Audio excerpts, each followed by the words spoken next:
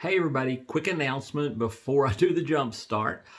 Starting Sunday, we'll be beginning a brand new series called 4 Weeks in the Word in the Life of Paul. And we're going to take from the time he becomes a Christian until all the way to the end of his life. We're going to take 4 weeks to study that with daily readings and everything. And how that's going to impact here is, instead of me doing videos every day, people from our church are going to be doing a different video each day on whatever that day's reading is. And so I'm excited about getting lots and lots of new faces in here for a month. And you're probably excited about not having this old face for a month, but it's going to be a lot of fun and really cool. And if you're not from around, don't live around here, but you want to be part of it, that's great. We're going to be putting out all the reading plans and everything online, so you can just follow along, do all the day's readings.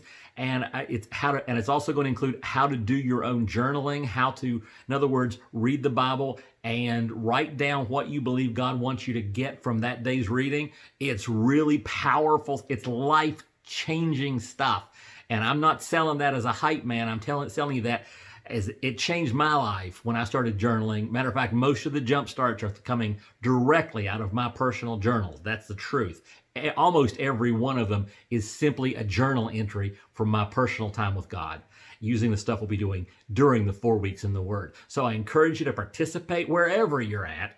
And the sermons on Sunday will be tied in to that. It's going to be great. But before we start that, I do have one final semi-regular jump start to get in this week. And it's about the fact that sin, have you noticed, is kind of tricky. That sin can sneak in on you when you're not expecting it, coming from weird places. Matter of fact, sometimes it'll come in so much of the back door that you don't even realize you're violating something, that you're doing something wrong. Like Romans 3:27. It says, "Where then is boasting? It is excluded." And here's the thing. When I think about boasting as far as my faith, I'm like, I don't have a problem there. I know how screwed up I am. So boasting's not a problem for me. But there's a back door to boasting. And the back door is when you start thinking you are better than another person. Or, which is much easier, this is much easier, when I start thinking I'm much better than a group of people.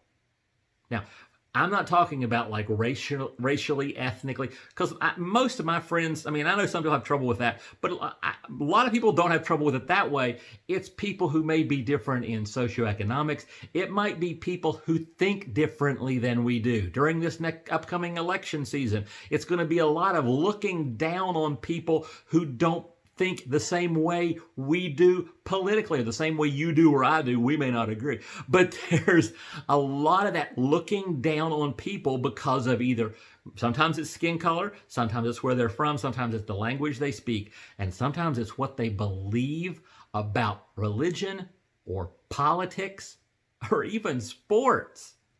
We look down on people. And do you see how clear it is when you just stop and think about it? That looking down on someone is passive boasting. That's all it is. And so if you're looking down on people for any reason, a group of people, an individual, recognize that's boasting. That's wrong, because the ground is completely level at the foot of the cross, where everybody has to come to get to Jesus. And that's today's Jump Start.